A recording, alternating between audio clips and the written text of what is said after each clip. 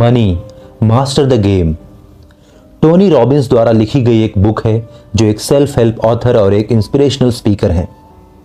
ये book financial freedom हासिल करने के लिए फाइनेंशियल सलाह और प्लान को बेहद आसान भाषा में समझाती है। टोनी रॉबिन्स ने कई कामयाब फाइनेंशियल एक्सपर्ट का इंटरव्यू लिया जिसमें वॉरेन बफे और पॉल ट्यूडलर जोन्स जैसे इन्वेस्टमेंट गुरु शामिल थे और उन लोगों की हेल्प से फाइनेंशियल सक्सेस हासिल करने के लिए एक 7 स्टेप प्लान बनाया और उन्हीं प्लान्स को मैं आप सब के लिए समराइज करके प्रेजेंट कर रहा हूं। आप पहले खुद को देखो, फिर अपने आसपास देखो, अपने घर में, दोस्तों को, ऑफिस में साथ काम करने वालों को, रिश्तेदारों को, मतलब हर किसी को। आपको बहुत मुश्किल से कोई एक ऐसा मिलेगा जो फाइनेंशियली फ्री हो और ये इतनी बड़ी समस्या है जिस पे कोई बात नहीं करना चाहता। आज भी पेरेंट्स अपने बच्चों को मां के अंधे दौड़ में शामिल करने के लिए सब कुछ करने को तैयार रहते हैं। उन्हें पता ही नहीं है कि जो कुछ भी उनका बच्चा आगे पढ़ने वाला है वो सब कुछ कूड़े के भाव होने वाला है। जमींदारी से लेकर इंडस्ट्री, फिर टेक्नोलॉजी और अब दौर है एआई यानी आर्टिफिशियल इंटेलिजेंस का। दुनिया के साथ नहीं चलोगे तो खत्म हो जाओगे। ऐसी सिचुएशन में फाइनेंस को समझना बहुत जरूरी है। मैं रेगुलर वीडियोस नहीं डालता, इसका एक रीजन ये भी है कि जॉब को लेके कुछ ज्यादा मेहनत करनी होती है। पैसे का गेम अब धीरे धीरे समझ आने लगा है और अब यहां से भी कुछ समय लगेगा फाइनेंशियल फ्री होने में और ये सब बच्चों को स्कूल में बताना चाहिए। टोनी रॉबिन्स ने अपने इस बुक में वही किया है। इसमें उन 7 स्टेप्स के अलावा इसमें कुछ और इन्वेस्टमेंट प्लान्स को भी डिस्कस किया गया है। अगर आप इसी फील्ड में अपना करियर बनाना चाहते हैं तो आपको एक स्ट्रॉन्ग मास्टरमाइंड टीम भी बनानी चाहिए जिसमें फाइनेंशियल प्लानर, इन्वेस्टमेंट एक्सपर्ट और एडवोकेट हों। इस बुक की समरी बनाने का जो सबसे बड़ा रीजन है वो ये है कि मैं कुछ दिनों से ऐसी बुक्स पढ़ रहा हूं जिसमें फाइनेंशियल फ्रीडम हासिल कर सकूं और उसके बाद वो कर सकूं जिसको करने में मुझे खुशी और सुकून मिलता है। तो चलिए बिना टाइम को वेस्ट किए जानते हैं एक्सपर्ट टोनी रॉबिन्स हमें क्या सलाह देते हैं अपने फाइनेंस को मैनेज करने में और कैसे फाइनेंशियल फ्री होने में। 7 स्टेप्स प्लान। नंबर 1, मूल्यांकन करें कि आप कहां खड़े हैं। नेटवर्थ स्टेटमेंट बनाकर और अपनी संपत्तियों और देनदारियों की पहचान करके अपनी वर्तमान फाइनेंशियल कंडीशन को समझें। नंबर 2, एक दृष्टि बनाएं, स्पष्ट और विशिष्ट फाइनेंशियल लक्ष्य निर्धारित करें, दोनों अल्पकालिक और दीर्घकालिक, और उन्हें प्राप्त करने के लिए एक योजना बनाएं।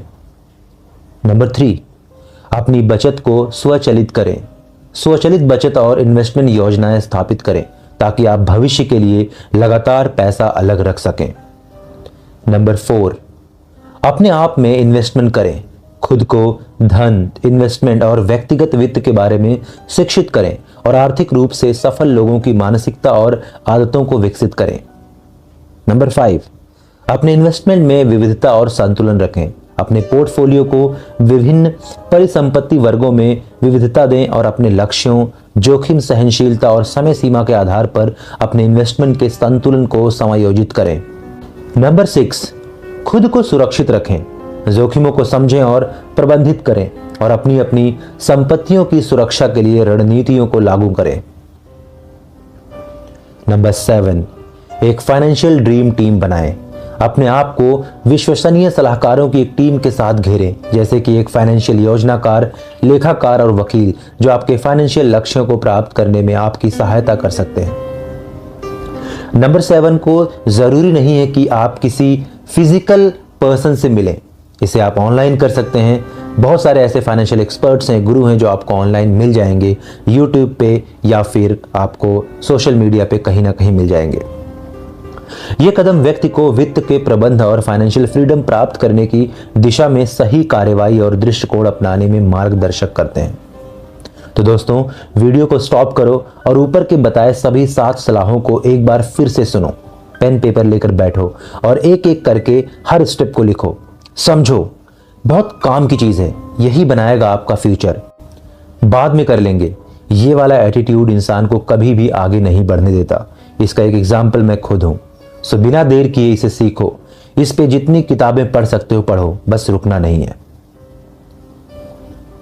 इन सलाहों के अलावा इस बुक में कुछ और भी टिप्स बताए गए हैं, चलिए उसे भी समझते हैं। Financial mindset. टोनी रॉबिन्स का मानना है कि फाइनेंशियल सफलता प्राप्त करने के लिए सही मानसिकता और व्यवहार विकसित करना महत्वपूर्ण है। वह इस बात पर जोर देते हैं कि फाइनेंशियल फ्रीडम प्राप्त करने के लिए अनुशासन, ध्यान और जोखिम लेने की इच्छा और गलतियों से सीखने की आवश्यकता होती है। Money master the game book में रॉबिन्स ने फाइनेंशियल ब्लूप्रिंट होने के महत्व पर प्रकाश डाला है, जो मूल विश्वासों और मूल्यों का एक समूह है जो धन से संबंधित आपके निर्णयों और कार्यों का मार्गदर्शन करता है। वह पाठकों को विकास मानसिकता अपनाने के लिए भी प्रोत्साहित करते हैं, जो कि यह विश्वास है कि आप सीखने और प्रयास के माध्यम से अपनी फाइनेंशियल स्थिति में सुधार कर सकते हैं। वह सकारात्मक धन की आदतों के निर्माण पर भी जोर देते हैं, जिसमें एक बजट रखना, अपने साधनों से कम रहना, ऋण का भुगतान करना, लंबी अवधि के लिए इन्वेस्टमेंट करना और व्यक्तिगत वित्त के बारे में खुद को शिक्षित करना जारी रखना शामिल हो सकता है। वह धन की कुछ नकारात्मक आदतों के बारे में जागरूक होने और उनसे बचने के लिए भी प्रोत्साहित करते हैं, जैसे कि आवेगपूर्ण खर्च, अपने साधनों से परे रहना और जब बचत और इन्वेस्टमेंट की बात आती है तो टाल मटोल नहीं करना। इसके अतिरिक्त रॉबिन्स दूसरों पर भरोसा करने या किसी और की ओर से कार्रवाई करने की प्रतीक्षा करने के बजाय आपकी फाइनेंशियल भलाई के लिए जिम्मेदारी लेने के महत्व पर जोर देते हैं। सही मानसिकता और व्यवहार विकसित करके व्यक्ति मानसिक और भावनात्मक बाधाओं को दूर कर सकते हैं, जो उन्हें फाइनेंशियल सफलता प्राप्त करने से रोक सकते हैं और अपने फाइनेंशियल भविष्य को नियंत्रित कर सकते हैं। Financial goals. टोनी रॉबिन्स का मानना है कि फाइनेंशियल सफलता हासिल करने के लिए एक स्पष्ट और विशिष्ट फाइनेंशियल लक्ष्य निर्धारित करना बहुत जरूरी है। अपनी book money master the game में वह पाठकों को अल्पकालिक और दीर्घकालिक दोनों फाइनेंशियल लक्ष्यों को निर्धारित करने और उन्हें प्राप्त करने के लिए एक योजना बनाने के लिए प्रोत्साहित करते हैं। वह फाइनेंशियल लक्ष्यों को निर्धारित करते समय विशिष्ट और मापने योग्य होने के महत्व पर जोर देते हैं। उदाहरण के लिए, केवल मैं आर्थिक रूप से सुरक्षित होना चाहता हूं कहने के बजाय वह एक विशिष्ट लक्ष्य निर्धारित करने का सुझाव देते हैं, जैसे मैं 40 साल की उम्र तक बचत और इन्वेस्टमेंट में $1 मिलियन प्राप्त करना चाहता हूं। यथार्थवादी लक्ष्यों को निर्धारित करना भी महत्वपूर्ण है, जो एक उचित समय सीमा के भीतर प्राप्त करने योग्य हैं और कार्य योजना निर्धारित करें। टोनी रॉबिन्स प्रत्येक लक्ष्य के लिए एक समय सीमा होने और उन्हें छोटे छोटे कार्रवाई योग्य चरणों में तोड़ने के महत्व पर जोर देते हैं, जो आप इसे प्राप्त करने के लिए उठा सकते हैं। वह पाठकों को अपने लक्ष्यों को प्राथमिकता देने और सबसे महत्वपूर्ण लोगों पर ध्यान केंद्रित करने के लिए प्रोत्साहित करते हैं। यह आपको अभिभूत होने से रोकने में मदद कर सकते हैं। रॉबिन्स यह सुनिश्चित करने के महत्व पर भी जोर देते हैं कि आपके लक्ष्य आपके मूल्यों के साथ संरेखित हों और आपके समग्र जीवन दृष्टि के अनुरूप हों। उनका मानना है कि आपके मूल्यों और उद्देश्यों के अनुरूप फाइनेंशियल लक्ष्य होने से आपको उन्हें हासिल करने की प्रेरणा और मिलेगी। कुल मिलाकर स्पष्ट और विशिष्ट फाइनेंशियल लक्ष्य निर्धारित करना और उन्हें प्राप्त करने के लिए एक योजना बनाना व्यक्ति को अपने फाइनेंशियल भविष्य पर नियंत्रित रखने और फाइनेंशियल फ्रीडम हासिल करने की दिशा में मदद कर सकता है। मिला जुला के उनका यह कहना है कि सबसे पहले अपनी स्थिति जान लो कि आप अभी कहां हो, मतलब कि आपके पास कितना पैसा है, कितना उधार चुकाना है और कहां कहां से पैसे आ सकते हैं और कहां कहां से आप पैसे बचा सकते हैं। खर्च कम करके इनकम बढ़ाने के लिए और क्या कर सकते हैं, वो कौन सी स्किल्स है जिन्हें सीख के ज्यादा पैसा कमाया जा सकता है, उसके बाद उस पैसे को कैसे इन्वेस्ट कर सकते हैं, कितने सालों में कितना पैसा कमाना चाहते हो, उसका बिल्कुल स्पष्ट लक्ष्य बना हुआ होना चाहिए। दोस्तों, लॉ ऑफ अट्रैक्शन काम करता है, बट बिना एक्शन के नहीं। दोस्तों, अब से कोशिश नहीं, एक वादा करके जा रहा हूं कि आपको अमेजिंग कंटेंट मिलेंगे जिससे हम सब साथ में खुद को बेटर बना सकें, ग्रो कर सकें। बस आपसे थोड़ी सी हेल्प चाहिए। अगर वीडियो अच्छी लगे तो अपने दोस्तों को शेयर जरूर करना। आप सभी का बहुत बहुत धन्यवाद। क्या होगा जब आप सिर्फ घर पे ही बैठे रहोगे, कोई काम ना करो और सिर्फ खाते ही रहो हर 3-4 घंटे, तो 1 साल बाद क्या होगा? जाहिर सी बात है कि आप वेट गेन करोगे। लेकिन ऐसा पैसों के मामले में नहीं होता है। यानी अगर आप इसे ऐसे ही छोड़ देते हैं अपने बैंक अकाउंट में, तो पैसे उल्टा कम हो जाता है बढ़ने की बजाय। आपका सवाल ये हो सकता है कि मुझे मेरी सेविंग्स अकाउंट पे 3 से 4% तो मिल ही रहे हैं, यहाँ तो मेरे पैसे बढ़ रहे हैं। लेकिन इसे मैं आपको present value of money and future value of money से समझाता हूँ कि कैसे आपके पैसे हर साल कम होते जा रहे हैं, यानी वो वेट लूज कर रहा है बिना कुछ किए। मान लेते हैं कि किसी एक प्रोडक्ट की आज कॉस्ट है 1 लाख रुपए और हमारे देश का इन्फ्लेशन रेट है ऑलमोस्ट 6%। तो क्या आपको पता है कि 10 साल बाद उस सेम प्रोडक्ट को आपको खरीदने के लिए 1,79,085 रुपए देने होंगे, यानी 1,79,085 रुपीज। पर इससे हमारे बैंक के सेविंग्स अकाउंट से क्या लिंक है, ये आप पूछेंगे। अगर आप अपने बैंक अकाउंट में 1 लाख रुपए ऐसे ही छोड़ देते हो, 10 साल बाद 4% इंटरेस्ट रेट से आपके पैसे 1,48,024 रुपए हो जाएंगे, यानी 1,48,024 रुपीज। उस प्रोडक्ट को खरीदने के लिए जहां 10 साल पहले आपको उतने ही पैसे देने पड़ते, यानी 1 लाख रुपए, लेकिन अब ऐसा हो गया है कि 10 साल बाद इन्फ्लेशन की वजह से आपको अपने सेविंग्स अकाउंट के पूरे पैसे देने के बावजूद भी आप उस प्रोडक्ट को खरीद नहीं पाएंगे। उल्टा आपको अपने जेब से 31,061 रुपए देने होंगे, यानी 31,061 रुपीज, तब जाके आप उस प्रोडक्ट को खरीद पाएंगे। इसीलिए टोनी रॉबिन्स ने कहा है कि आप अपने पैसों को ऐसे ही नहीं छोड़ सकते हैं, उससे आपको काम करवाना पड़ेगा जिससे कि टाइम के साथ वो बढ़ता रहे और आपको फायदा मिले। तो नमस्ते दोस्तों, आप सभी का स्वागत है बुक पिलो यूट्यूब चैनल पर, जहां पर हर संडे आपको मिलते हैं हाई क्वालिटी बुक समरीज। और आज के इस वीडियो में हम सभी वो सारी इन्वेस्टिंग स्ट्रैटेजी सीखने वाले हैं जो मैंने money master the game the 7 simple steps to financial freedom से सीखा है, जिसके ऑथर है टोनी रॉबिन्स। इस बुक में कुल 7 सिंपल स्ट्रैटेजी शेयर किया गया है जिससे कि आप फाइनेंशियल फ्रीडम अचीव कर पाएंगे। और मैं रेकमेंड करूंगा कि आप इस वीडियो को पूरा जरूर देखिए, और अगर आपके पास टाइम की कमी है तो आप इस वीडियो की स्पीड ही बढ़ा सकते हैं 1.25x या 1.5x पे। ये एक ऐसी बुक है जिसे लाइफ में एक बार तो आपको पढ़नी ही चाहिए, क्योंकि इसकी स्ट्रैटेजीज बहुत ही सिंपल है और इफेक्टिव है हर उस एज के लिए जो इस वीडियो को अभी देख रहे हैं।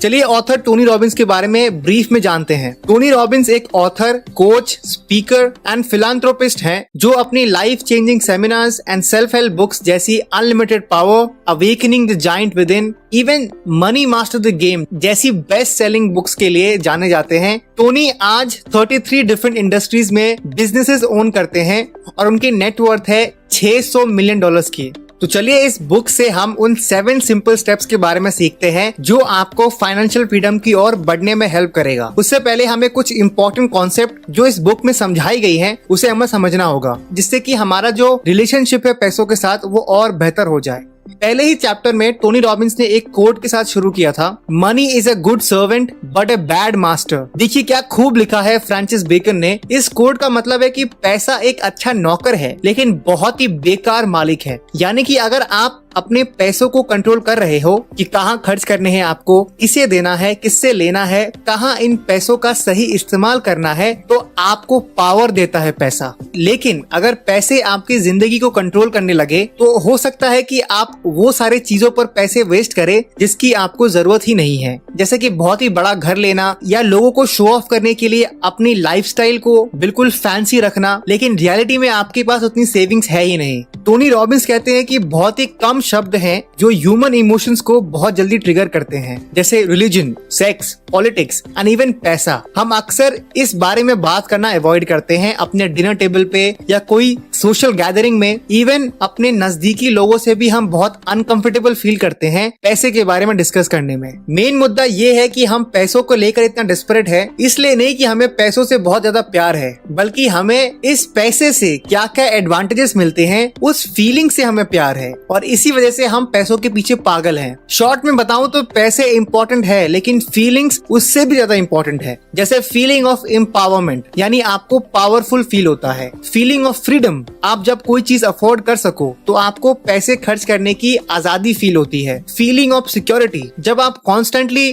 पैसे अर्न कर रहे हैं तो आपको पता है कि आने वाले 2 महीने या 3 महीने में आपको कोई पैसों की कमी नहीं होगी, अगर अनलेस कुछ एक्सट्रीम बुरा ना हो तो। Feeling of helping those we love and those in need. अगर आपके पास पैसे हैं तो आप जिनसे प्यार करते हैं या जिन्हें जरूरत है उन्हें आप हेल्प कर पाएंगे। ये फीलिंग आपको बहुत अच्छा फील करवाती है। और आखिरी, फीलिंग ऑफ बीइंग अलाइव। अगर पैसे होते हैं तो आप वो सारी चीजें कर सकते हैं जो आपकी ड्रीम्स हैं, जिससे कि आपको अपनी जिंदगी से और प्यार आता है। और यही सारी फीलिंग्स की वजह से हम इतना हार्डवर्क करते हैं। तो यहाँ कॉन्सेप्ट ये लागू होता है कि हम पैसों से प्यार नहीं करते हैं, बल्कि पैसे जो हमें पावर देती है उस फीलिंग से हमें प्यार है। और टोनी रॉबिन्स कहते हैं कि यू आइदर यूज इट और it uses you. You either master money और मनी मास्टर्स यू। इसीलिए हमें पैसों को मास्टर करना पड़ेगा इससे पहले कि पैसे हमें मास्टर करें। टोनी रॉबिन्स फिर एक एग्जाम्पल शेयर करते हैं कि एक बच्चे और एक मिडिल एज बंदे में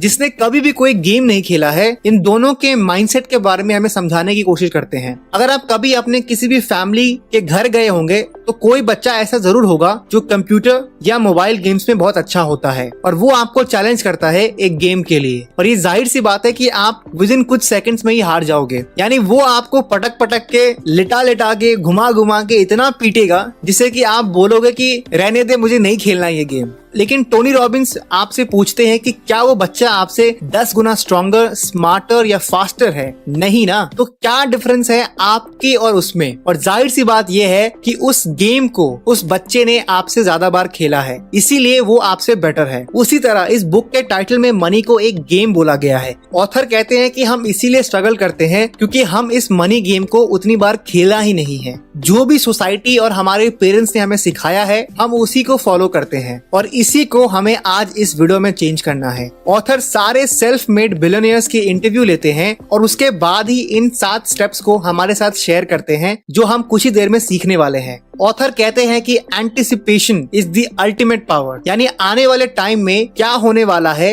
अगर आप ये पता कर लो तो इससे बड़ी पावर कुछ भी नहीं हो सकती है। और इसी पावर को डेवलप करने के लिए आपको मनी गेम को बार बार खेलना होगा। यहाँ आपको ये नोट लिखना है कि इस गेम में बेहतर होने के लिए हमें अपनी थिंकिंग और एक्शंस को चेंज करना होगा पैसों के बारे में। तो चलिए, पहला स्टेप जो आपको लेना है जिससे कि आप फाइनेंशियल फ्रीडम की ओर बढ़े और अपनी लाइफ में वो सारी चीजें अचीव कर सके जो आप ड्रीम अभी कर रहे हो। तो स्टेप नंबर 1 है tap the power, make the most important financial decision of your life. अब ऑथर हमारे साथ एक प्रैक्टिकल स्ट्रैटेजी शेयर करते हैं, लेकिन ध्यान रहे कि ये कोई रातों रात अमीर बनने वाली स्कीम नहीं है, बल्कि इन स्ट्रैटेजीज को काम करने के लिए सालों की डेडिकेशन और कंसिस्टेंसी लगती है। टोनी रॉबिन्स अपने फ्रेंड जो बहुत ही पॉपुलर इकोनॉमिस्ट हैं, जिनका नाम है बर्टन मैलकील, और वो ऑथर भी हैं all time classic book finance genre में a random walk down Wall Street. वो उनके ऑफिस जो प्रिंसटन यूनिवर्सिटी में थी, उनका मेन एजेंडा यही था उस इंटरव्यू के लिए कि वो ये पता कर सके कि वो कौन कौन सी मिस्टेक्स हैं जो हर व्यक्ति करते हैं इन्वेस्टिंग रिलेटेड, जिसके कारण उनको फाइनेंशियल प्रॉब्लम होती है लाइफ में। बर्टन मैलकील उन लोगों में से है जिन्होंने इंडेक्स फंड को क्रिएट किया था। इंडेक्स फंड बेसिकली एक पोर्टफोलियो ऑफ स्टॉक्स होता है जिसमें अगर आप इन्वेस्ट करते हो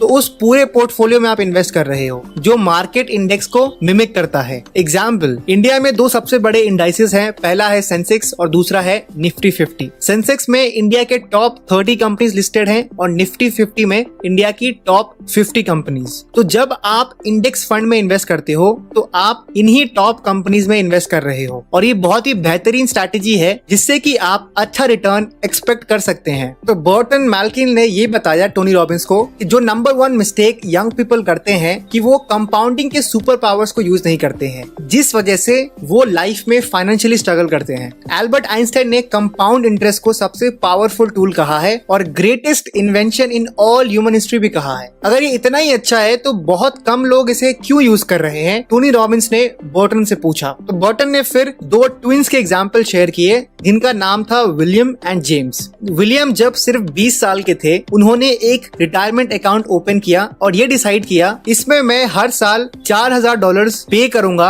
और उन्होंने एक्सपेक्ट किया कि 10% रिटर्न्स उनको मिलेगा। ऐसा उन्होंने एज 40 तक किया। उसके बाद जो भी पैसे बने थे उसे री इन्वेस्ट कर दिया और उन्होंने डिसाइड किया कि अब मैं इसमें और पैसे नहीं डालूंगा, जो पैसे ऑलरेडी हैं उन्हीं को काम करने देता हूँ। और वही जेम्स ने एज 40 में डिसाइड किया कि अब उन्हें रिटायरमेंट अकाउंट ओपन करना चाहिए। उन्होंने भी ये डिसाइड किया कि साल के $4000 वो पे करेंगे और 10% का रिटर्न्स एक्सपेक्ट भी किया। और ऐसा उन्होंने 25 साल तक किया, यानी जब तक वो 65 ईयर्स के थे तब तक उन्होंने ऐसा पे किया। तो जब दोनों 65 इयर्स के हुए तो आप मुझे ये बताइए कि किसके पास ज्यादा पैसे होंगे। विलियम ने 20 साल इन्वेस्ट किया और जेम्स ने 25 साल। और आपने शायद गेस कर ही लिया होगा कि विलियम के पास ज्यादा पैसे होंगे, और सिर्फ ज्यादा ही नहीं, 600% ज्यादा पैसे जेम्स के कंपैरिजन में, because of power of compounding. William ने क्योंकि पहले इन्वेस्ट करना शुरू किया था और फिर उसे कंपाउंडिंग के लिए ज्यादा टाइम भी दिया,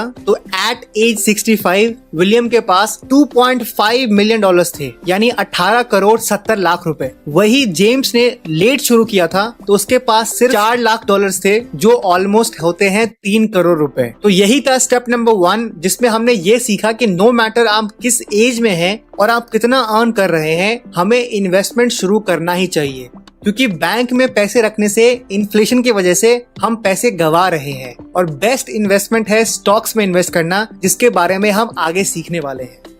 जैसे पावर ऑफ कंपाउंडिंग से आपके पैसे बढ़ते हैं, उसी तरह जेम्स क्लियर जो ऑथर है एटॉमिक हैबिट्स के, उन्होंने ये कहा है कि आपकी हैबिट्स भी कंपाउंड करती है। अगर आप एवरीडे 1% बेटर हो जाते हो तो एक साल में आप 37% बेटर हो जाएंगे। इसीलिए आज मैं आपको कुकू एफएम एप्लीकेशन के बारे में बताने जा रहा हूँ। कुकू एफएम एप्लीकेशन पे आपको हजारों बुक्स की समरी मिलती है, rich dad poor dad, the psychology of money, think and grow rich, और भी अमेजिंग कंटेंट आपको यहाँ मिलता है। यहाँ पे आपको सिर्फ बुक समरीज नहीं बल्कि audio book, courses and podcast भी मिलती है। अगर आपको अपनी लाइफ में फाइनेंशियल फ्रीडम अचीव करना है तो आपको अपनी हैबिट्स को इम्प्रूव करनी पड़ेगी। इसीलिए मैं आपको स्पेशली कुकू एफएम के कोर्सेज को रेकमेंड करता हूँ, जैसे 21 डेज में बढ़ाएं productivity, power of meditation 11 days course, 21 days to positive approach, how to be focused 7 days course. ये सारे कोर्सेज बहुत ही डिटेल कोर्सेज है जो आपकी लाइफ को बदलने में काफी हेल्प करेगा। इसका प्रीमियम मेंबरशिप आपको पूरे साल के लिए 399 रुपीज पर मिलेगा, लेकिन अगर आप मेरा कोड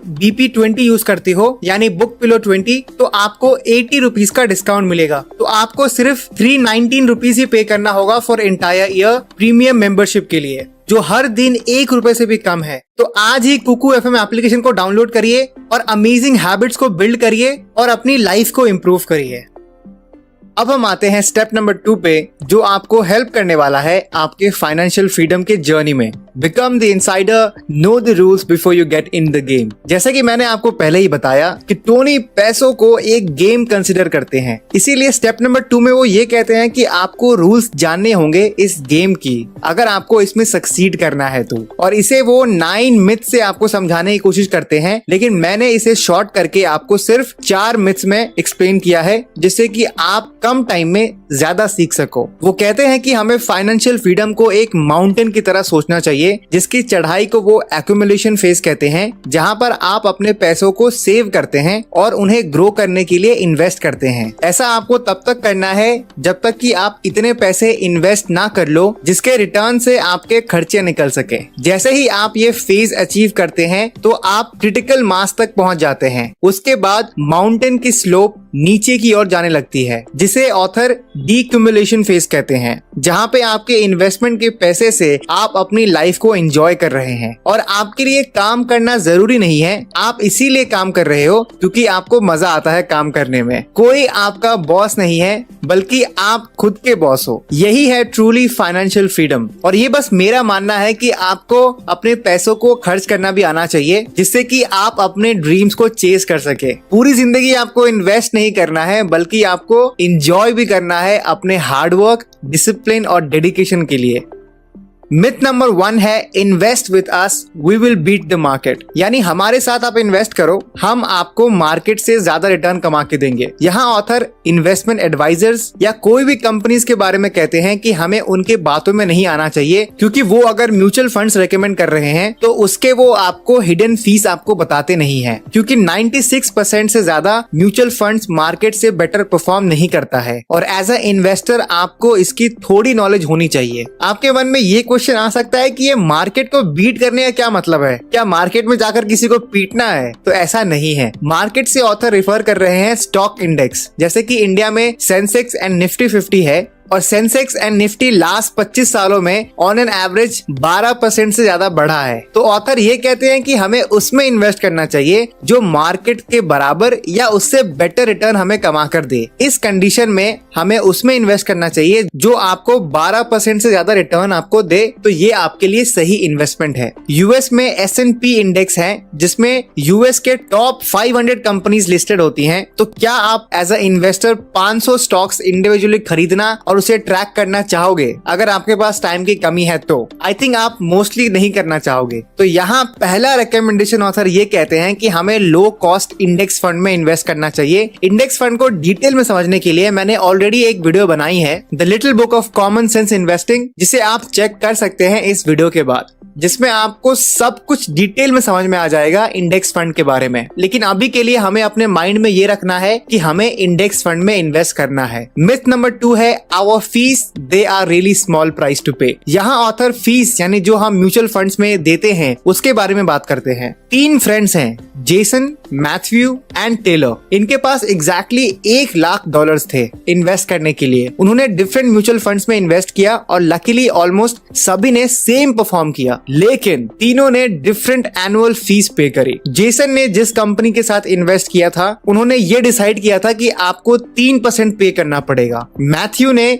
2% का डिसाइड किया था और टेलर ने सिर्फ 1% देने का डिसाइड किया था। तो जब ये तीनों ही 65 इयर्स के हुए तब इन्होंने अपनी इनकम कैलकुलेट की। तो जेसन ने $1 लाख इन्वेस्ट किया था जो कि 7% के रेट से ग्रो किया। तो जेसन ने $3,24,340 बनाए। वही मैथ्यू ने 7% के रेट से, उसे अगर हम माइनस करें 2% यानी एनुअल फीस, तो मैथ्यू ने कुल $4,32,194 कमाए। और टेलर ने, जिसने बस 1% एनुअल फीस दिया, उसने $5,74,349 कमाए, जो कि ऑलमोस्ट डबल है जेसन से। तो यहाँ सेम इन्वेस्टमेंट अमाउंट है और रिटर्न्स भी सेम है, लेकिन टेलर ने दुगना कमाया जेसन से just because of annual fees. जैसा कि आप इस पिक्चर में देख सकते हैं, जहां पर एक तरफ है टाइम और एक तरफ है पैसा। तो जो व्यक्ति 3% एनुअल फीस पे करता है वो 30 साल में कुल इतने पैसे कमाता है। वही जो बंदा 1% एनुअल फीस पे करता है वो ऑलमोस्ट इतने पैसे कमाता है। तो आप इस डिफरेंस को इस ग्राफ में देख सकते हैं। तो नेक्स्ट टाइम जब आप कोई म्यूचुअल फंड्स के बारे में रिसर्च कर रहे हैं तो मेक श्योर करिए कि आप उनके एनुअल फीस के बारे में पता करिए, क्योंकि जैसे पैसे कंपाउंड होते हैं वैसे फीस की वैल्यू भी कंपाउंड होती है। मिथ नंबर 3 और 4 है don't trust your broker completely ever. अभी तक हमने पार्ट 2 सेक्शन में ये सीखा कि कैसे 96% म्यूचुअल फंड्स मार्केट को बीट नहीं कर पाते हैं और साथ ही साथ उनके एनुअल फीस भी ज्यादा होती है और कई बार तो आपको इंडिया के इन्फ्लेशन रेट से भी कम रिटर्न्स मिलते हैं, जो एक इन्वेस्टर के लिए अच्छा नहीं है। और साथ ही साथ हमने ये सीखा कि हमें इंडेक्स फंड को चूज करना चाहिए, क्योंकि पहला ये मार्केट के सबसे बड़े कंपनीज में इन्वेस्ट कर रहे हो आप, दूसरा इसके रिटर्न्स भी आपको ज्यादा मिलते हैं और इसकी कॉस्ट भी काफी कम होती है, 0.25 से 0.5% तक। तो मिथ नंबर 3 और 4 में ऑथर बेसिकली ये कहते हैं कि कोई भी इन्वेस्टमेंट एडवाइजर आपके साथ कोई भी स्कीम लेके आए जो आपको बहुत जल्दी अमीर बना सकता है, तो प्लीज उसे चाय बिस्किट खिलाकर आप उसे रास्ता दिखा दे, क्योंकि मैक्सिमम टाइम वो हमेशा अपने फायदे के लिए आता है, आपके फायदे के लिए नहीं। और यहाँ पे आप उनकी बातों में आकर कोई गलत इन्वेस्टमेंट कर सकते हैं जो लॉन्ग टर्म में आपको बहुत नुकसान पहुंचा सकता है। और एक स्पेशल चीज जो ऑथर हम सभी को रेकमेंड करते हैं, you don't have to beat the market expert in terms of investing। और ऑथर ये भी कहते हैं कि हमें अपने इन्वेस्टमेंट को बहुत ही इजी रखना चाहिए, जो आपके लाइफ के गोल से इंस्पायर्ड हो। हमें कभी भी ये नहीं सोचना चाहिए कि मार्केट के जो एक्सपर्ट है हमें उनसे बेटर परफॉर्म करना है, हमें उनसे ज्यादा पैसे बनाने हैं। आपको अपने इन्वेस्टमेंट प्लान पे बिलीव होना चाहिए और सही टाइम पे सही जगह पे आपको इन्वेस्ट करना आना चाहिए। अगर आप ऐसा करते हो तो मार्केट कैसा परफॉर्म कर रहा है इससे आपको कोई फर्क नहीं पड़ने वाला है, क्योंकि आप हमेशा पैसे बनाएंगे। तो यही था स्टेप नंबर 2, जिसमें हम सभी ने सीखा कि किसी भी फाइनेंशियल एडवाइजर की बातों में नहीं आना चाहिए, खुद रिसर्च करना चाहिए, अपने डिसीजन पे ट्रस्ट करना चाहिए, खुद का कस्टमाइज इन्वेस्टमेंट प्लान बनाइए और उसे रेगुलर चेक भी करिए और उसे चेंज भी करते रहिए। अभी तक हमने step number 1 and step number 2 सीखा है फाइनेंशियल फ्रीडम के लिए, जिसमें पहला स्टेप में हमने सीखा पावर ऑफ कंपाउंडिंग, यानी आपको जितना जल्दी हो सके इन्वेस्टमेंट शुरू करना चाहिए जिससे कि आप लॉन्ग टर्म में ज्यादा पैसे बनाएं। दूसरा, हमने ये सीखा कि अपने इन्वेस्टमेंट्स आप खुद डिसाइड करिए, थोड़ी रिसर्च करिए, थोड़ा टाइम स्पेंड करिए, लेकिन मेक श्योर करिए कि वो आपके फ्यूचर प्लान्स के साथ मैच करता हो। जस्ट बिकॉज कोई आपको रेकमेंड कर रहा है, आपको उस पर ब्लाइंडली ट्रस्ट नहीं करना चाहिए और कोई भी कॉम्प्लिकेटेड चीज पे इन्वेस्ट नहीं करना चाहिए। जिसकी आपको समझ है उस पे ही इन्वेस्ट करना चाहिए। दुनिया में जितने भी बिलियनियर्स या अल्ट्रा रिच लोग हैं वो किसी फाइनेंशियल एडवाइजर की वजह से नहीं हुए हैं। तो ये दोनों ही स्टेप को मैंने जानबूझकर आपको डिटेल में समझाया जिससे कि हर व्यक्ति को ये कॉन्सेप्ट समझ में आ जाए। अब हम आते हैं स्टेप नंबर 3 पे, जो है मेक द गेम विनेबल। इस स्टेप में ऑथर टोनी रॉबिन्स आपको ये कहते हैं, आपको अपने लाइफ में एक नंबर डिसाइड करना होगा कि आपको इतने पैसे अर्न करने हैं जिससे कि आप फाइनेंशियल इंडिपेंडेंस अचीव कर सको। और ध्यान रहे कि ये एक ऐसा नंबर हो जो बिल्कुल ही रियलिस्टिक होना चाहिए। आप ये नहीं कह सकते हो कि मुझे 10,000 करोड़ रुपए चाहिए लेकिन आप अभी बस अनएम्प्लॉयड हो, तो ये बिल्कुल भी रियलिस्टिक नहीं है। और ये पॉसिबल तो है लेकिन बहुत ही कम लोगों के लिए पॉसिबल है। इसीलिए फिलहाल के लिए एक ऐसा नंबर चूज करिए जो आप आने वाले 10 साल में कमा सकते हो अगर आप हार्डवर्क करोगे तो। मान लेते हैं कि आपने डिसाइड किया 1 करोड़ रुपए। अब आपको इसको डीकंस्ट्रक्ट करना है, यानी 1 करोड़ रुपए को अगर आप 10 साल से डिवाइड करो तो आपको हर साल 10 लाख रुपए कमाने हैं, यानी हर महीने 83,333 रुपीज। अगर आप इतना सेव कर लेते हो हर महीने तो आप ये गोल अचीव कर लोगे। इसके बाद ऑथर आपको 5 एलिमेंट पे फोकस करने को कहते हैं जो आपको हेल्प करेगा इस मंथली एंड ईयरली गोल को अचीव करने में। पहला है सेव मोर। यहाँ ऑथर आपको ये कहते हैं कि आपकी लाइफ की सारी एरियाज को आपको एक बार एनालाइज करना है कि कहाँ आप अपने पैसे सेव कर सकते हो, क्या क्या वो डेली एक्शंस ले सकते हैं जिससे कि कुछ पैसे एवरी डे सेव कर सको आप। मान लेते हैं कि आप अपने लेट 20s में हैं और आपकी एक स्टेबल जॉब एंड बिजनेस भी है, तो डेली अगर आप 500 रुपए भी सेव कर लेते हो तो महीने का वो 15,000 रुपए हो जाता है, यानी आप 15,000 रुपए सेव कर रहे हो। तो जो आपका गोल था 83,333 रुपीज, उसमें से आप 15,000 रुपए माइनस कर दो, यानी अब आपका गोल है सिर्फ 68,333 रुपीज। आपको इतने पैसे अर्न करने हैं हर महीने। दूसरा एलिमेंट है change your life, improve your lifestyle. ये पहला एलिमेंट यानी सेव मोर का अपग्रेडेड वर्जन है। यहाँ पे आपको अपनी लाइफस्टाइल को चेंज करनी है। अगर आप पार्टीज या एक्सपेंसिव चीजें खरीदते हैं तो आपको इसे थोड़ा कम करना होगा। ऑथर का ये कहना है कि अनलेस आपको इसकी जरूरत है तभी आप उसे खरीदिए। और हमेशा किसी भी प्रोडक्ट का अफोर्डेबल वर्जन हमेशा अवेलेबल होता है मार्केट में, तो जरूरी नहीं है कि आपको बस एक स्पेसिफिक ब्रांड के कपड़े या स्पेसिफिक ब्रांड की फोन ही चाहिए होगी। एज लॉन्ग एज आपको जो बेनिफिट्स चाहिए वो अगर आपको कोई अफोर्डेबल चीज पे भी मिल जाती है तो आपको उसे चूज करना चाहिए। सिंपल फॉर्मूला है, if you really need it by it, if you don't need it avoid it.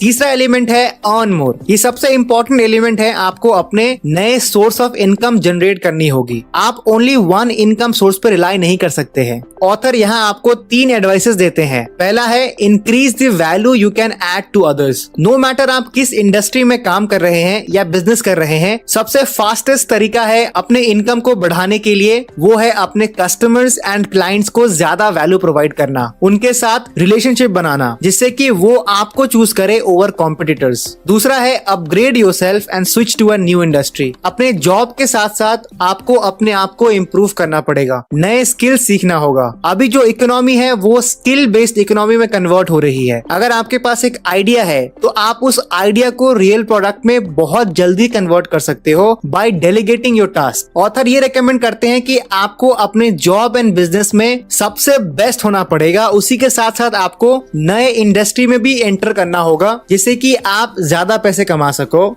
तीसरा है find the ways you can add more value to others and grow more so that you can give more. यहाँ 3 चीजें हैं, add value more, grow more and give more. Author कहते हैं कि आपको ये पता करना है कि कैसे आप दूसरों को और वैल्यू प्रोवाइड कर सकते हो और साथ ही साथ कैसे आप ग्रो कर सकते हैं जिससे कि आप और अच्छे तरीके से लोगों की जिंदगी में वैल्यू ऐड कर सकते हैं। तो ये 3 तरीके हैं जो टोनी रॉबिन्स हमें सजेस्ट करते हैं जिससे कि हम ज्यादा पैसे कमा सके। एलिमेंट नंबर 4 है गेट बेटर रिटर्न्स। आपने अपने पैसे को सेव करना शुरू कर दिया, अपनी लाइफस्टाइल को भी इंप्रूव कर लिया और साथ ही साथ अब आप ज्यादा पैसे भी कमा रहे हो। तो अब आपको फोकस करना है कि उन पैसों से आपको बेटर रिटर्न्स अचीव करना है, यानी अपने पैसों को इन्वेस्ट करके उससे ज्यादा रिटर्न आपको कमानी है। इसके लिए आपको एक पोर्टफोलियो बनाना होगा जिसमें आपको डिफरेंट फाइनेंशियल इंस्ट्रूमेंट में इन्वेस्ट करना होगा मैक्सिमम रिटर्न्स के लिए। ऑथर सजेस्ट करते हैं ऑल सीजन पोर्टफोलियो, जिसमें आपको 30% स्टॉक्स में इन्वेस्ट करना है। अगर आपके पास टाइम की कमी है तो आप डायरेक्ट इंडेक्स फंड में भी इन्वेस्ट कर सकते हैं। 40% आपको लॉन्ग टर्म बॉन्ड्स में इन्वेस्ट करना है क्योंकि इसमें आपके रिटर्न्स फिक्स रहते हैं और इनका टाइम फ्रेम भी ज्यादा होता है।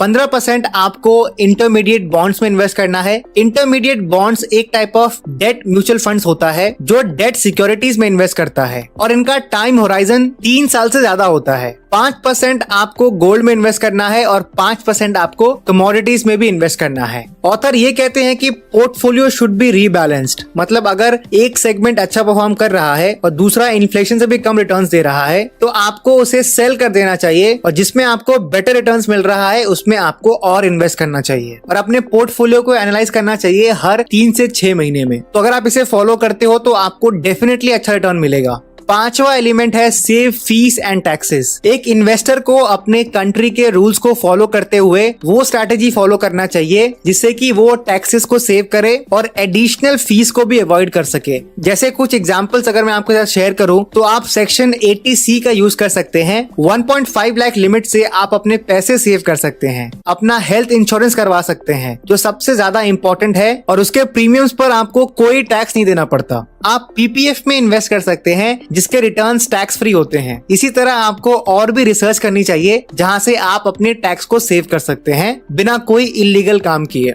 तो ये था step number 3, make the game winnable, जिसमें हमने सीखा कि सबसे पहले आपको एक प्रैक्टिकल नंबर डिसाइड करना है कि आपको कितना कमाना है आने वाले कुछ सालों में। उसके बाद डीकंस्ट्रक्ट करके ईयरली एंड मंथली में कन्वर्ट कर देना है। फिर ऑथर ने 5 एलिमेंट के बारे में शेयर किया है जिसे अगर हम फॉलो करते हैं तो हमारा जो गोल है उसे हम जल्दी अचीव कर पाएंगे। पहला एलिमेंट है सेव मोर, दूसरा एलिमेंट है चेंज योर लाइफस्टाइल, तीसरा है अर्न मोर, चौथा है गेट बेटर रिटर्न्स और 5वां है सेव फीस एंड टैक्सेस।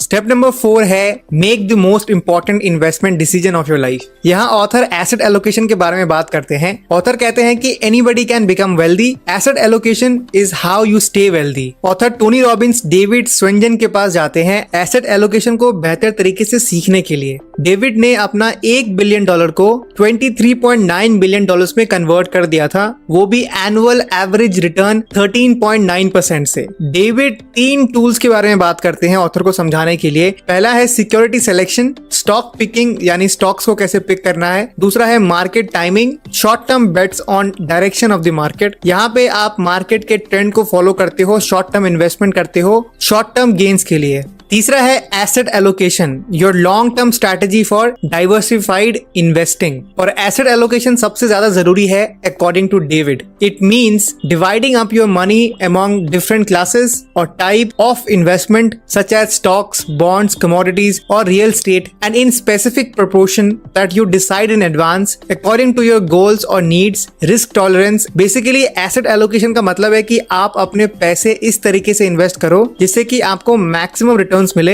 और डिफरेंट एसेट क्लासेस जैसे स्टॉक्स, बॉन्ड्स, कमोडिटीज या रियल स्टेट में आपको इन्वेस्ट करना है, यानी डाइवर्सिफाई करना है अपने सारे पैसों को। सिर्फ किसी भी एक क्लास में आपको इन्वेस्ट नहीं करना है क्योंकि इससे आपका रिस्क बढ़ जाते हैं। यहाँ पे आपको डाइवर्सिफाई वर्ड पे फोकस करना है। जैसे आपने ये कहावत तो सुनी होगी कि don't put all your eggs in one basket. अगर बास्केट गिरा तो आपके सारे अंडे डिस्ट्रॉय हो जाएंगे, इसीलिए एसेट एलोकेशन बहुत ज्यादा जरूरी है। तो एसेट एलोकेशन का सबसे बड़ा एडवांटेज ये है कि इससे आपका रिस्क भी डाइवर्सिफाई हो जाता है। सबसे पहले एक आप अप्रॉक्स अपना रिस्क प्रोफाइल आइडेंटिफाई कर ले। रिस्क प्रोफाइल यानी आप कितना रिस्क ले सकते हैं। रिस्क प्रोफाइल में 3 इंपॉर्टेंट फैक्टर्स होते हैं, risk appetite, risk capacity, risk tolerance. Risk appetite यानी आपकी पर्सनालिटी कैसी है रिस्क लेने में। रिस्क कैपेसिटी यानी आप कितना रिस्क ले सकते हैं। मान लीजिए आपने 100 रुपए इन्वेस्ट किया है तो आप कितना लूज करने की कैपेसिटी रखते हैं। रिस्क टॉलरेंस यानी आप कितना बर्दाश्त कर सकते हैं इमोशनली अगर अगर आपको कोई लॉस हुआ तो, यानी अगर आपने 1 लाख रुपए आज इन्वेस्ट किया है और कुछ ही हफ्तों में वो 30,000 रुपए पे आ गया है, तो आपकी मेंटल स्टेट पे क्या इफेक्ट डालेगा ये। और asset allocation person to person depend करता है। एक स्टूडेंट या एक एम्प्लॉय या एक बिजनेसमैन की एसेट एलोकेशन बहुत ही डिफरेंट होती है। यहाँ इंपॉर्टेंट है कि आपका गोल क्या है। जैसे कि आपको पता है कि देश का रियल स्टेट मार्केट या एफडीज का रिटर्न्स बहुत कम हो गए हैं, तो अगर आप अपने सारे पैसे इनमें इन्वेस्ट करते हो तो आपको ज्यादा रिटर्न्स नहीं मिलेगा कंपेयर टू अगर आप अपने पैसों को डाइवर्सिफाई करते हो तो, जिसमें आप डिफरेंट फाइनेंशियल एसेट क्लासेस में आप इन्वेस्ट करते हो। जितने भी लोग ये वीडियो देख रहे हैं, आप मेक श्योर करिए कि आप हफ्ते में 1 दिन निकालकर अपना एसेट एलोकेशन प्लान करें, और हो सके तो अपनी फैमिली या पार्टनर की भी आप राय ले सकते हैं कि आपको कहाँ पे कितना इन्वेस्ट करना है और आप कितना रिटर्न्स एक्सपेक्ट कर रहे हैं अपने लॉन्ग टर्म गोल के लिए। एक और चीज इंपॉर्टेंट है, वो है रीबैलेंसिंग का, यानी जैसे आपके एसेट्स परफॉर्म कर रहे हैं उसको आपको मैनेज करना पड़ेगा। यानी जैसे मान लीजिए आपने स्टॉक्स, बॉन्ड्स और गोल्ड में इन्वेस्ट किया है, तो अगर आप देख रहे हो कि स्टॉक्स अच्छा परफॉर्म कर रहा है तो इसका कुछ प्रोपोर्शन आप सेल कर सकते हैं, यानी प्रॉफिट बुक करके आप बाकी एसेट क्लास में इन्वेस्ट कर सकते हैं। रीबैलेंसिंग एक तरीके का स्ट्रैटेजी है जिससे कि आप कभी भी लॉस नहीं फेस करोगे। अब आते हैं स्टेप नंबर 5 पे, जो है create a life long income plan. इस चैप्टर में टोनी रॉबिन्स अपने प्रिंसिपल को प्रोटेक्ट करना या एक ऐसी स्ट्रैटेजी बनाना के बारे में बात करते हैं कि जिससे कि आप पैसे लूज ना करो। यानी नो मैटर आप कहाँ पे इन्वेस्ट करो, आपको मेक श्योर करना है कि आप पैसे तो लूज ना ही करो, जिससे कि आपको कभी भी लॉस ना हो। इस स्टेप में टोनी रॉबिन्स बिलियनियर रे डालियो का ऑल वेदर पोर्टफोलियो के बारे में बात करते हैं, जो मैंने आपको पहले ही बता दिया था। रे डालियो कहते हैं कि हमें 4 चीजों से अपने पैसों को बचाना है: inflation, deflation, economic growth and economic recession. रे की माने तो 30% पैसे स्टॉक्स में and low cost index fund में इन्वेस्ट करना चाहिए, 15% आपको इंटरमीडिएट बॉन्ड्स में इन्वेस्ट करना है, 40% आपको लॉन्ग टर्म गवर्नमेंट बॉन्ड्स में इन्वेस्ट करना है, 7.5% आपको गोल्ड में इन्वेस्ट करना है, 7.5% आपको कमोडिटीज में इन्वेस्ट करना है। टोनी रॉबिन्स ये कहते हैं कि ऑल वेदर पोर्टफोलियो आपको हेल्प करता है ज्यादा पैसे बनाने में, साथ ही साथ ये आपको रोकता है कोई बड़ी फाइनेंशियल मिस्टेक से, जिससे कि आपको लाइफ में प्रॉब्लम आ सकती है। स्टेप नंबर 6 है invest like 0.001%, the billionaires playbook. Tony Robbins चाहते हैं कि वो एक नॉर्मल इन्वेस्टर को भी वो सीक्रेट्स बता दे, जिससे कि जो अल्ट्रा रिच लोग हैं पूरे दुनिया में, उनकी स्ट्रैटेजी को वो अडॉप्ट कर सके और खुद भी बहुत अच्छे रिटर्न्स कमा सके। 4 साल तक टोनी रॉबिन्स ने वर्ल्ड के 50 best investors, billionaires, financial experts का इंटरव्यू लिया और ये जाना कि वो कैसे इन्वेस्ट करते हैं। उन सारे सजेशन को मैं आपको इस वीडियो में नहीं बता सकता क्योंकि ये वीडियो बहुत लंबी हो जाएगी, लेकिन उनमें से जो कुछ इन्वेस्टर्स हैं उनका मैं डेफिनेटली आपको एडवाइसेस शेयर करूंगा जिससे कि आपको हेल्प मिले। पहला है वॉरेन बफेट। उन्होंने ये कहा है कि ETFs एंड इंडेक्स फंड काफी है किसी भी नए इन्वेस्टर को लाइफ में सक्सेसफुल बनने के लिए और अच्छा रिटर्न कमाने के लिए। पॉल जोन्स ये सजेस्ट करते हैं कि एक इन्वेस्टर को कॉन्सेंट्रेट करना चाहिए अपने पोर्टफोलियो बिल्ड करने में जो डिफेंसिव हो, ना कि एग्रेसिव। जॉन बोगल जो फाउंडर एंड क्रिएटर है वैनगार्ड ग्रुप के, वो ये कहते हैं कि म्यूचुअल फंड्स को अवॉइड करना चाहिए, बल्कि ETFs एंड इंडेक्स फंड में इन्वेस्ट करना चाहिए और हमेशा लॉन्ग टर्म ग्रोथ के बारे में सोचना चाहिए। इस सेक्शन में बेसिकली मैक्सिमम लोग 3 चीजों पर फोकस करने के लिए कहते हैं। पहला है कि आपको एक बिजनेस करना चाहिए, दूसरा है कि मैक्सिमम प्रॉफिट अपने बिजनेस को एक्सपैंड करने में इन्वेस्ट करना चाहिए, तीसरा है कि अपने प्रॉफिट का कुछ हिस्सा आपको डिफरेंट एसेट क्लास में इन्वेस्ट करना चाहिए। तो यही था इस चैप्टर का मेन आइडियाज। अब हम आते हैं फाइनल स्टेप पे, जो है just do it, enjoy it and share it. यानी आपने अभी जो भी इस वीडियो में सीखा है उसे रियल लाइफ में यूज करिए और अपनी जर्नी की शुरुआत करिए। आपको इस जर्नी को एंजॉय भी करना है क्योंकि हैप्पीनेस भी जरूरी है सक्सेस के साथ, और इन दी एंड इस दुनिया को एक बेटर वर्ल्ड बनाने में भी आपको हेल्प करना है, जहां पर आप अपने पैसों को चैरिटी में दे सकते हैं या फिर अंडर प्रिविलेज लोगों को आप हेल्प कर सकते हैं फाइनेंशियल सक्सेस पाने में। तो आज के वीडियो के लिए इतना ही। अगर हम इस बुक की क्विक समरी करें तो हमने आज money master the game book से 7 फाइनेंशियल स्टेप्स सीखा जो हमें फाइनेंशियली फ्री होने में हेल्प करेगा अगर आप इसे अच्छे से फॉलो करते हैं तो। स्टेप नंबर 1 में हमने सीखा पावर ऑफ कंपाउंडिंग के बारे में कि कैसे हमें जल्दी इन्वेस्टमेंट करना शुरू करना चाहिए। दूसरे स्टेप में हमने 9 मिथ्स के बारे में सीखा कि अपने इन्वेस्टमेंट को बहुत ही इजी रखना चाहिए और लोगों के बातों में नहीं आना चाहिए। स्टेप नंबर 3 में एक रियलिस्टिक गोल बनाने के लिए ऑथर ने कहा और उसे डीकंस्ट्रक्ट करना चाहिए, और साथ ही साथ हमने सीखा कि हमें 5 एलिमेंट पे फोकस करना है। स्टेप नंबर 4 में हमने सीखा एसेट एलोकेशन के बारे में, स्टेप नंबर 5 में हमने सीखा कि create a life long income plan, जिसमें हमने ऑल वेदर पोर्टफोलियो के बारे में सीखा। स्टेप नंबर 6 में हमने सीखा कि दुनिया के सबसे बड़े इन्वेस्टर्स कैसे इन्वेस्ट करते हैं। और फाइनल स्टेप में हमने सीखा कि अपनी फाइनेंशियल जर्नी को हमें एंजॉय करना है, लोगों की हेल्प करनी है और सबसे जरूरी चीज हमें आज ही एक्शन लेना है, जिससे कि हम जल्दी फाइनेंशियल फ्रीडम तक पहुंच सकते हैं। उम्मीद करता हूं कि इस डिटेल समरी से आपने जरूर कुछ नया सीखा होगा। अगर आपने कुछ भी नया सीखा है तो आप मुझे सपोर्ट कर सकते हैं लाइक बटन दबाकर, और कमेंट में अपने थॉट्स भी आप शेयर कर सकते हैं। और साथ ही साथ अपनी फैमिली एंड अपने दोस्तों के साथ आप इस वीडियो को शेयर कर सकते हैं, जिससे कि वो भी कुछ नया सीख सके। अगर आप ऐसे ही और डिटेल वीडियोस देखना चाहते हो तो इस चैनल को सब्सक्राइब करिए और बेल आइकन को भी दबा दीजिए। मेरा सपना यह है कि इस चैनल से मैं 10,000 लोगों की हेल्प करूं, उन्हें फाइनेंशियल फ्रीडम की ओर बढ़ने के लिए इंस्पायर करूं और उन्हें हेल्प भी करूं। तो मैं मिलूंगा आपसे नेक्स्ट वीडियो में एक और डिटेल बुक समरी के साथ। तब तक के लिए कीप रीडिंग, कीप ग्रोइंग। और कुकू FM एप्लीकेशन को भी जरूर डाउनलोड करिए और अपनी लाइफ को भी चेंज करिए, क्योंकि ये बहुत ही अमेजिंग ऐप है जो मैं सभी को रिकमेंड करता हूँ।